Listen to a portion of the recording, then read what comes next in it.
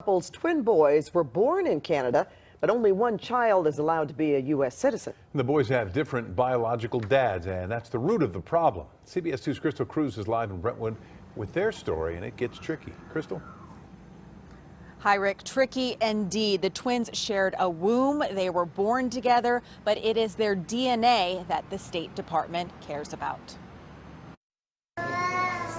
These twin boys are the loves of their father's lives. They're everything. The dad's married in Canada 7 years ago. Andrew Dvash-Banks is a U.S. citizen. His husband is not. Elad is from Israel. We had our beautiful twin boys, Aidan and Ethan, through surrogacy in Canada because that's where we lived back then. The twins share an egg donor, but one child has the DNA of Andrew and the other the DNA of Elad. We really wanted one kid that is biologically related to each one of us, just to have this, family that is, everyone is part of the family genetically. When the fathers decided to return to Andrew's home in Los Angeles, they ran into a problem.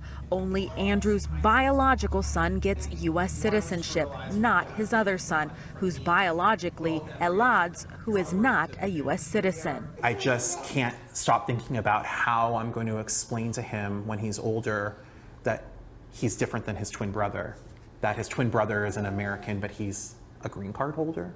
Both fathers' names are on the birth certificates, but according to the State Department, if the child does not have a biological connection to a U.S. citizen parent, the child will not be a U.S. citizen at birth. It's 2017 now. There's so many different types of families.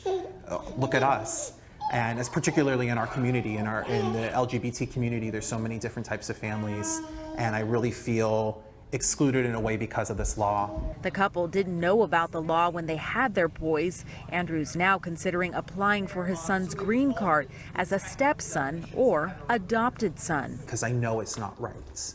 In my heart and in my mind, I know it's not right. And I would love the opportunity to have this law changed so that the government will recognize him as my son, as it should be.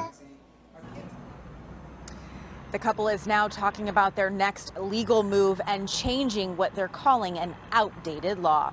I'm Crystal Cruz, live in Brentwood tonight. Back to you in the studio.